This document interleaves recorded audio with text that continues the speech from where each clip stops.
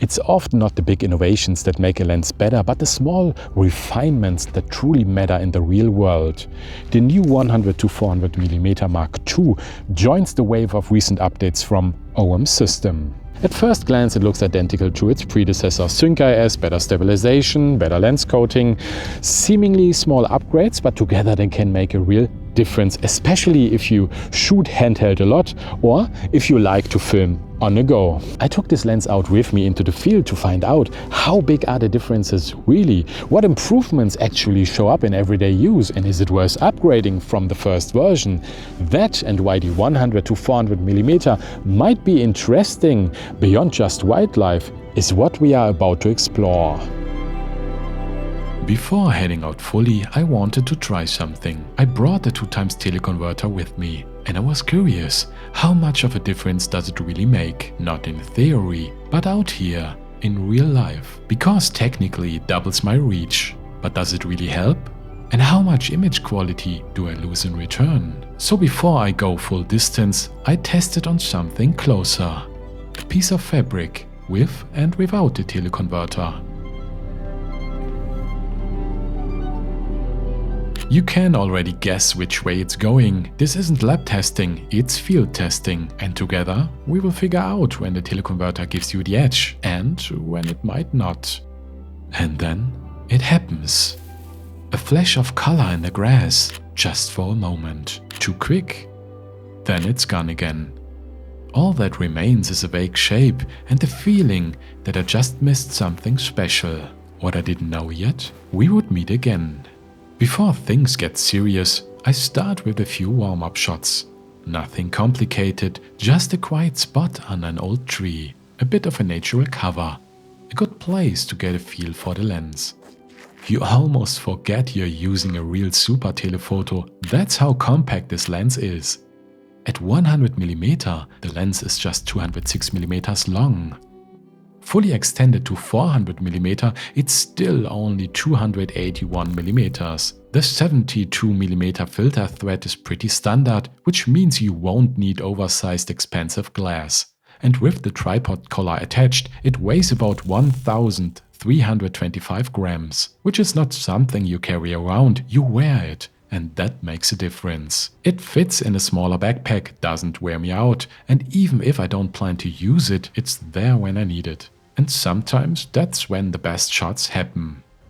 While I'm checking out the lens and looking for birds, I don't notice right away. But I'm not alone anymore. Behind a tree, half hidden in the grass, there it is again, careful, almost silent, but only almost. The pheasant. Luckily I've got the zoom ready and I try to get a clean line of sight through all the branches. Not easy, but then I get the shot. Just one moment, one quiet burst, and the wildlife amateur in me is thrilled. I want more of the bird in the frame, so I try to get a little closer. But then a dog shows up and ends the moment. What really makes this lens stand out, at least for me, isn't just the reach, it's what I can do up close. I can photograph flowers from a distance, I can capture insects without triggering their instinct to fly away, in full detail. Interesting textures waiting to be discovered. Even high-up details that I can't physically get to, this lens brings them right to me. The minimum focusing distance is 1.3 meters across the entire zoom range. That may not sound dramatic, but at 400mm, that's almost a 1:2 magnification ratio, which is impressive for a telephoto zoom. And with the 2x teleconverter, you're looking at more than 1:1. True macro territory. That's one of the reasons why the Mark I version was always a quiet favorite of mine. It let me shift focus, literally, from distant wildlife to close-up details without ever needing to switch lenses. So how close can you actually get with 400mm? Let's try it on this branch right there. First, I stand a few meters away and focus on it. Then, I cut the distance in half. Now I get really close, just enough to hit the minimum focusing distance, and the result? A close-up shot with plenty of detail. Whether you're shooting something far away or right in front of you, background separation really matters. And what better place to try that than the forest?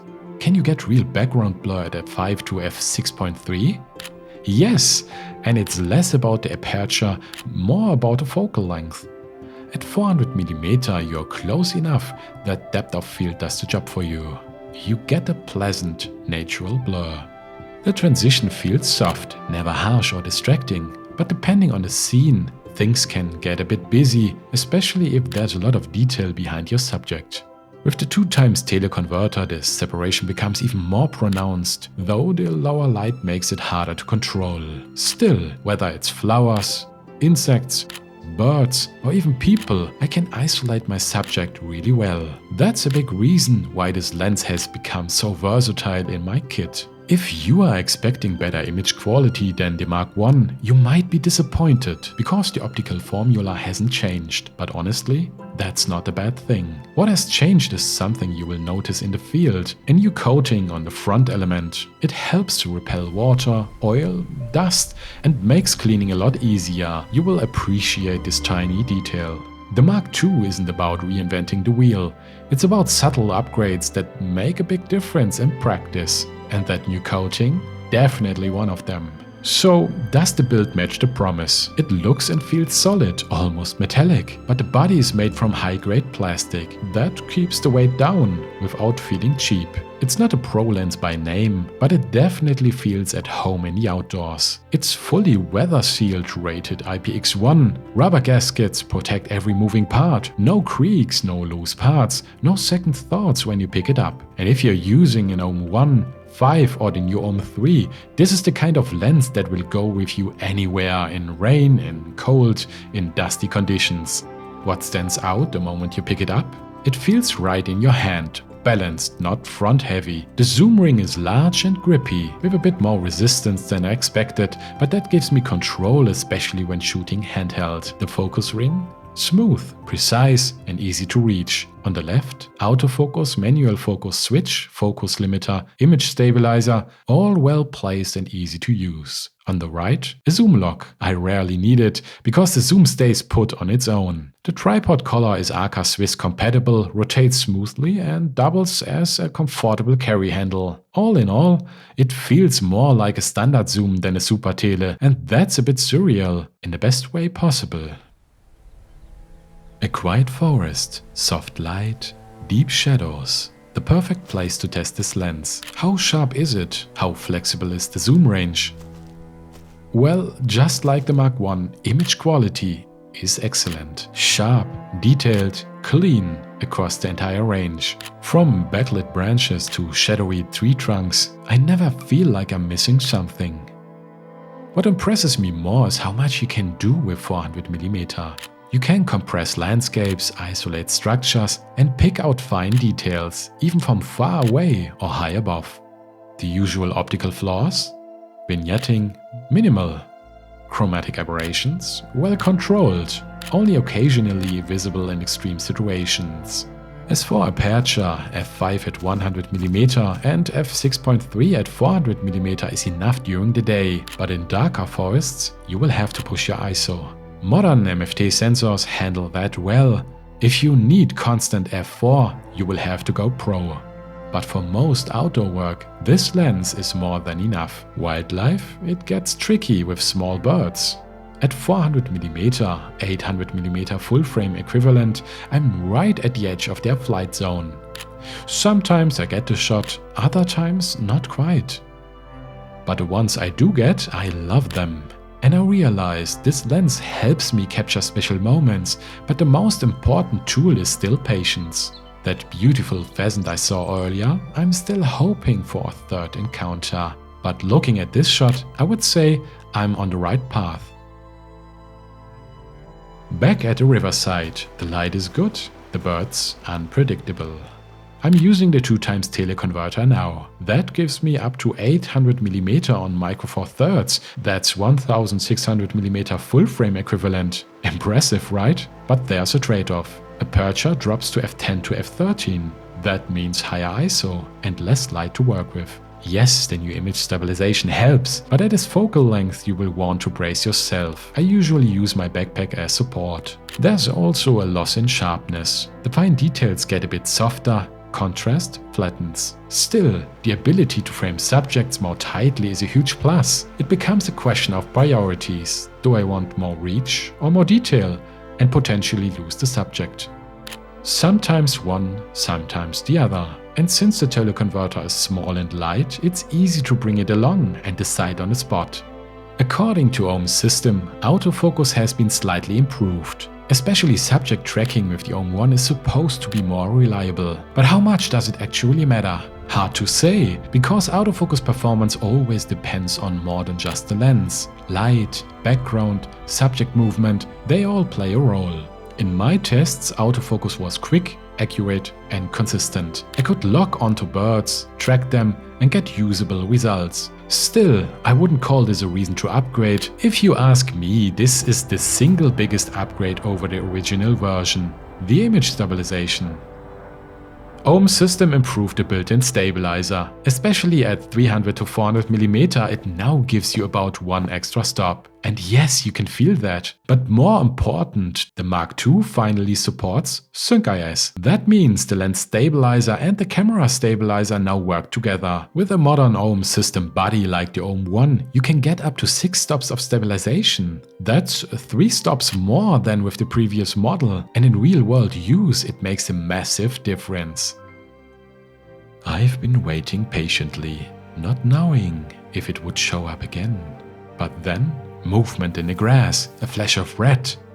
I stay completely still, heart racing, and there it is. It steps into the open, bold, proud, glowing in the soft morning light. The Ohm 1 burst through a full series of shots, close, clean, fully framed. This is the moment I was hoping for. The reward for waiting, for watching, for staying quiet. I am proud. What do you think of the photo? For a super telephoto lens, the ergonomics are surprisingly good. It's solid, it's reliable, just like a tool that works exactly the way you want it to, and that's what really matters out in the field. Weather sealing, size, weight and handling all make a strong case for the 100 to 400 mm, whether you go with the Mark I or the Mark II. The telephoto range is more than enough for wildlife and landscape, and if you need more you can push it up to 800 mm using the 2x teleconverter, but then of course at the cost of some light and image quality. If you are using a modern Ohm system camera or if you are shooting handheld most of the time, then the upgrade is absolutely worth it. You will feel the benefit through the better image stabilization and SyncIS when combined with the right body. But if you are using most of the time a tripod or an older camera, the difference may not be worth the switch. And if you don't own already the first version, the original 1 to 400 mm is still a very solid choice, especially on used market. But for an extra 300 to 400 euro, the Mark II gives you better image stabilization, slightly better autofocus and this new coating protecting your front element better. Basically, Ohm's system is bringing the 1 to 400 mm up to date and integrated it much more tightly into the rest of their ecosystem.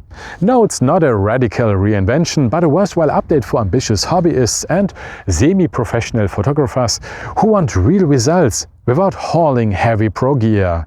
Yes, the 150 to 400 mm Pro is giving you even more, but that's on a whole different price range. And the 1 to 400 mm Mark II is easily covering more than 90% of the real-world scenarios. It fits into every backpack and it's much more gentle on your budget. On my journey through the MFT system, the original 1 to 400 mm was always one of my quiet favorites, simply because I love how it bridges the gap between serious telephoto reach and easy close-up moments. I just never found the time to review it until now. But now I would love to hear from you. What do you think? Is it worth the upgrade or would you stick with the original? Please let me know in the comments. And if you have enjoyed my video, know that the best way to support it is to simply share it. Thank you so much, it is highly appreciated. This is Through the Poetic Lens and I hope to see you in the next video.